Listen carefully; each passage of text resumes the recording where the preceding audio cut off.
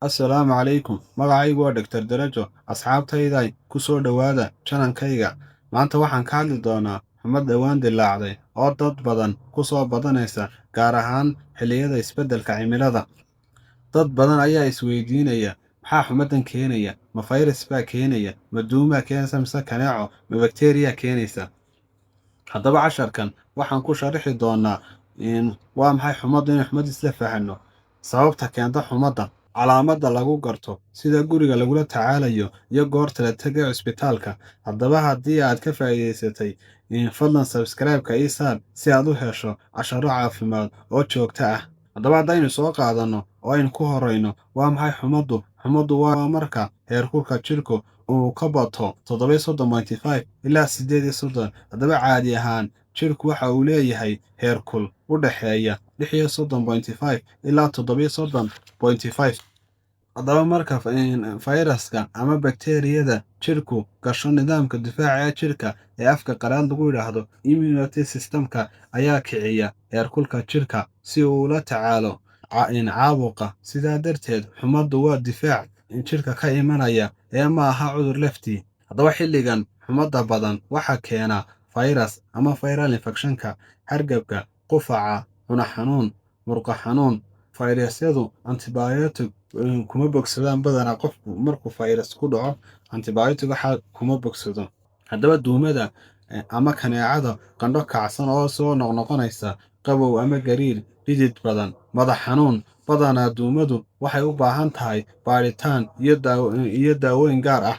Caabuqa ama bakteeriyada cunaha oo caabuqa kaadi mareenka, sambabada, noocan mararka qaarkood antibiyootig ayay u baahan tahay. Calaamadaha lagu garto qofka qaba haddaba xumadda: qandho sare u yeelanaya, murqo xanuun, madax xanuun, daal badan, cune xanuun, qufaca.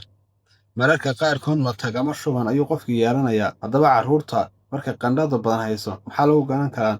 Way ooyaan, cuntadii ayay diidaan, qandhadooda jidhkoodu aad buu sarreeyaan. Haddaba sida guriga loogu maareeyo haddii calaamaduhu ayna halis ahayn: cab biyo badan. Biyo badan baad cabbaysaa. Nasasho ayaad qaadanaysaa. Isticmaal paracetamol qiyaas sax ah. Qofku si dhar khafiifa ayuu xidhanayaa. Haddaba ha qaadan wax antibiyootiga oon dhakhtar kuu qorin. Ha isku dardarin dawooyin kala duwan ood qandhada iskaga jeyso. Ma qaadan kartid. Haddaba marada qoyan ma ka saari kartaa qofka xumad leh? Qofkii maro qoyan ma saari kartaa? Haa, waa la saari karaa haddii qandho badan 38.5 qofku aad u kulul yahay. Laakiin waa in la isticmaalaa biyo caadi ah oo aan qaboobayn ama baraf ahayn.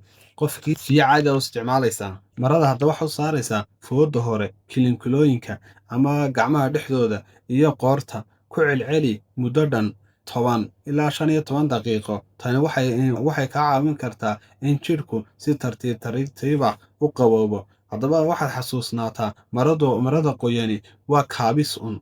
Haddaba goormaad dhakhtarka tegaysaa? Degdeg ula xiriir xarun caafimaad haddii qandhada ka badan tahay 39. Qofku suuxdin yeesho, neef-qabato qofku yeesho, qofka miyir beela, ilmaha yar oo diida naaska ama cuntada, qandho ka badan 3 maalmood. Haddaba xumaddu waa calaamad, ma aha cudur laftii. Badanaa fayrasyada ayaa keena. 3 ilaa 5 maalmood kadib qofku iska bogsadaa. Laakiin haddii calaamaddu halis u muuqato, ha ka dhaga adeegin. Fadlan dhakhtar hore u tag. Fadlan waxaan kaa codsanayaa inaad subscribe-ka ii saarto, like-tana aad igu dhufato, wixii comment aad qabtana aad ii soo gudbiso.